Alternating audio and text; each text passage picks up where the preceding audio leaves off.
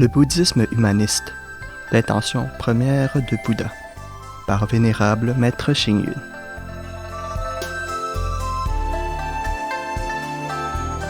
En 1943, l'Association des religions chinoises fut créée, réunissant toutes les organisations religieuses et leurs adeptes nationaux pour lutter contre l'envahisseur japonais. Dans mes souvenirs, le représentant du bouddhisme était Maître Taishu, celui de l'islam était le général Bai Chongxi, et le cardinal Paul Liu représentait l'Église catholique.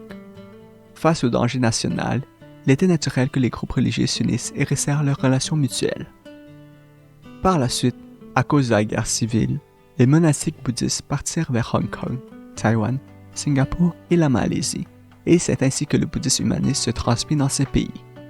La guerre a certes apporté d'innombrables malheurs, mais elle a permis à la pensée et aux cultures de se propager. C'est tout de même une bonne chose au milieu des mauvaises.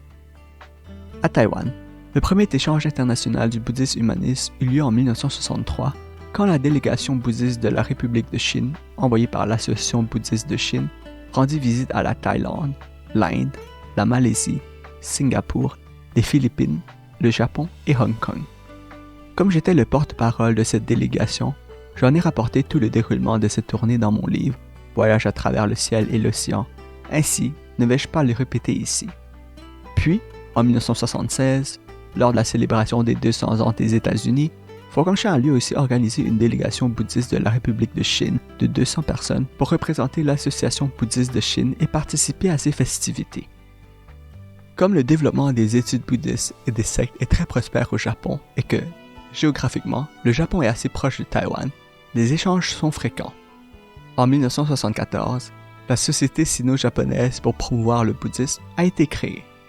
Le directeur de l'école Soto du Japon, le vénérable maître Niwa Renbo, et moi-même en avons été nommés respectivement présidents de chaque côté. Durant ces dizaines d'années d'échanges avec le Japon, nous avons eu l'honneur de faire connaissance avec de nombreux éminents aînés japonais, l'abbé de Myoshinji de l'école Rinzai, Furukawa Taiko, et les célèbres professeurs Tsukamoto Zenryu, Mizuno Kogen, Nakamura Hajime, Hirakawa Akira, Kamata Shigeo, Makida Tairyo, Ando Toshio, Meda Ekaku et Mizutani Kosho. Ils ont séjourné plusieurs fois à Fo-Guang-Shan et, régulièrement, ils sont venus à Taïwan pour donner des lectures ou enseigner à l'université Shunling. Quand les vénérables Chu Chuan, Chu Hui, Chu Rong et Tsu Yi faisaient leurs études au Japon, elles ont toutes eu l'occasion de faire connaissance avec ces éminents professeurs. Le bouddhisme japonais est un peu différent du bouddhisme chinois.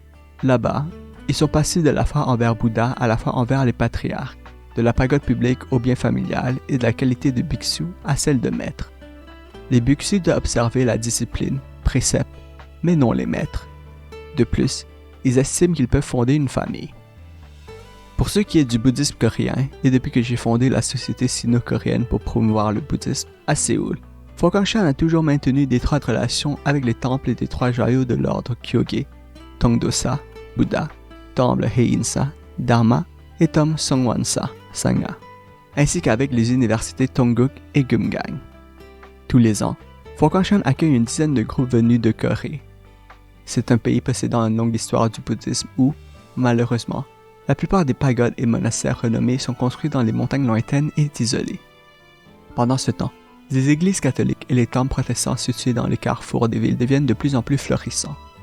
Enfin, si on veut propager le bouddhisme dans le monde des hommes, on devrait penser à ces problèmes géographiques et faciliter le va-et-vient des adeptes.